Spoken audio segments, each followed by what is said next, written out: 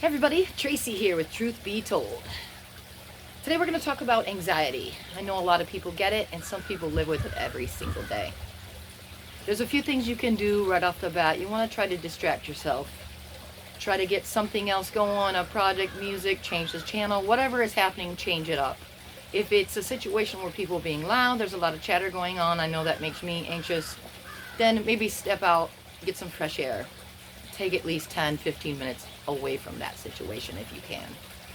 The other thing you can do is shut down, maybe take some downtime, close your eyes, just relax, do some meditation for a little while. Third thing, you could read a book, magazine, article. A lot of people like to read the online ebooks. Anything that's just going to calm your mind down just a little bit. There are other things you can do, like chamomile tea will calm you down, lavender, different aromatherapy is really nice that you can do. I like to do exercise.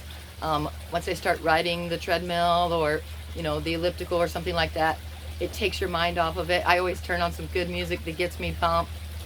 Gonna make you sweat till you bleed, something like that, get you going. It's gonna take your mind somewhere else and get you off of the anxiety. Another thing you can do is go for a drive in the car. Turn on some music or turn on your best podcast that you love to listen to. Go for a drive. It's nice to see all the trees, the different colors, the sunshine, and unfortunately soon snow. But if you're into that, a lot of people do like the snow. I'm not one of them, but there are people who do. And so, just get out there. Another thing you can do is call someone who calms you down. I have a friend that I like to call. She's always she's got her own problems. She's ranting and raving and she's going on, and believe it or not, that calms me down. Because suddenly I feel like my problems aren't so bad. She's going on and she's carrying on and she's got her things that she's got to say. And she wants to get it off her chest too, so it's good for both of us. So that's definitely a good way to do it. If you're just alone, you don't want to involve anyone else. Painting. I don't know if you're an artist. Even if you're not an artist, paint something, draw something. Go outside, see the beautiful scenery. See if you can draw. Maybe you don't even know you're a great artist, but you could picture it in your mind, so if you could see it and you can believe it, you can do it, right? I don't know. That brings me to something I was thinking about the other day is Peter Pan. I watched the one with Robin Williams the other day, and God, I love him. Anyway, and he's another one that committed suicide, so that's a tough one. I recently did a suicide video, if you want to check that out, down in my other videos.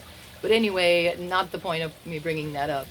It just hit me. But so Peter Pan, his big thing was, how did he fly? He had to believe, right?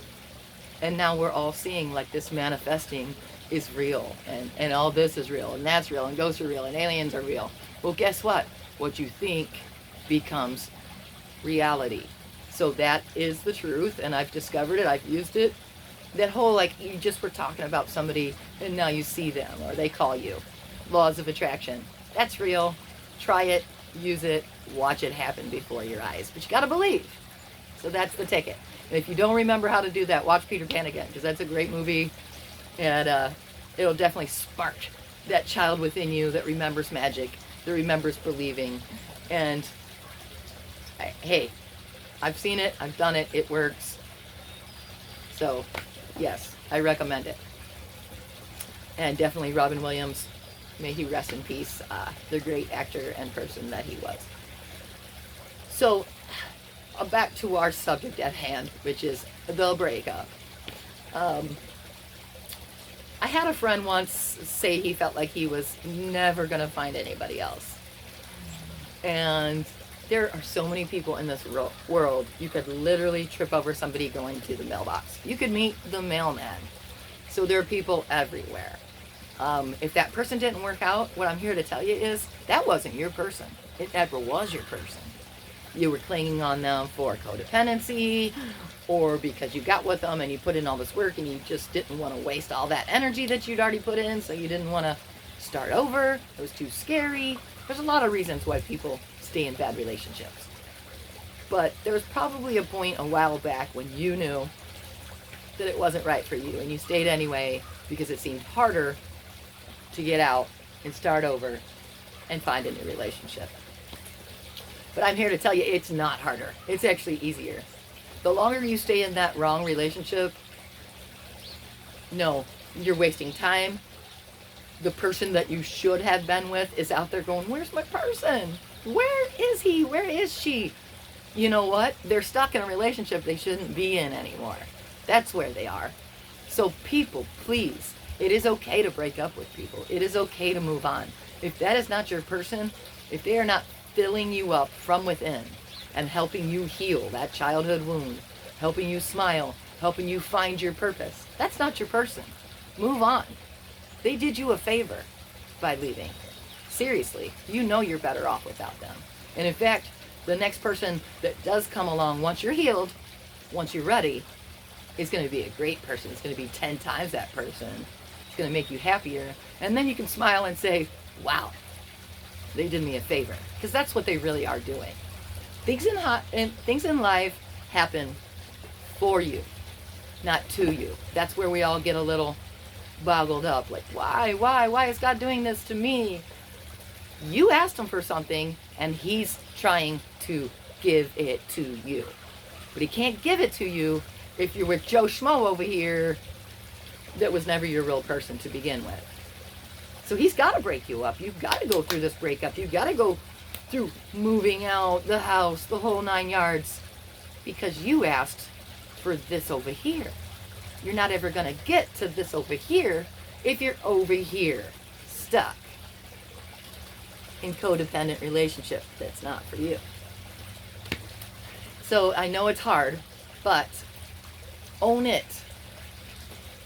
Say, okay, we broke up. They broke up with me, or I broke up with them, or there was cheating, or there was loss, or there was an argument for a reason.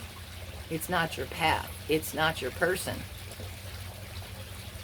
When you finally understand that, you can forgive them, you can forgive yourself, and you can move on to heal. Once you take the time to heal, to find out who you really are, what you really want, what you really desire, then the person that is for you is going to attract to you. But you got to go out there still. You can't just sit at home and wait for somebody to knock at the door. So when you finally are healed, you got to go to that art event. You got to go to that concert. You got to go to the library. Even at the grocery store, it doesn't matter where you meet someone. But you got to get out there. You can't stay at home. The DoorDash guy doesn't even knock most of the time. He just leaves it on the door. So you got to get yourself out there when you're ready, not before. If you go before, you're just dumping your pain on everybody, and you're going to end up in another toxic relationship. Don't do it. Take the time to heal. Most people wouldn't believe this, but I was single, not dating or doing other things for 1 year and 10 months. And some people would be like, oh, she can't find a date. She can't. No. I had people ask me out. I had quite a few people ask me out. I said, no, I'm not dating right now. I'm not ready right now. I want to find myself. I want to find out why all these relationships are going wrong. I want to find out who I am, what I want, so that when I do attract that person, I'm ready for them. I'm ready to have that healing relationship. Because the true soul relationship is not an easy one. It's a healing relationship. You meet your demons. They battle each other. Hopefully, you love each other and care for each other enough to caress and comfort each other, to show compassion. I understand what happened to you as a child. I understand what happened in that relationship. I understand why you feel abused, used, hurt, abandoned, crushed, useless. I understand. The person who loves you will understand. They're not going to take your pain and throw it against you. Take your pain and throw it against you. That's not your person. If that's what's happening, that's not your person. Just do yourself a favor, do him a favor. Say, this isn't working out. We should break up. Pre-plan, make a plan for yourself. Get yourself prepared for the exit. And get into a relationship where you know that person's going to comfort you when the demons show up. When you're triggered, they're not going to say, oh, you're this and you're that. Oh my God, you're triggering again. Boo. No. Believe it or not, there is somebody out there that's going to say, oh, honey, come on, let's leave the party. What's wrong? Let's address this. What triggered you? All right. No, it's going to be okay. Let's work through it. There is somebody out there that's going to help you heal. Believe me, I'm going through it now. I'm with somebody now that is helping me heal, and I'm helping him.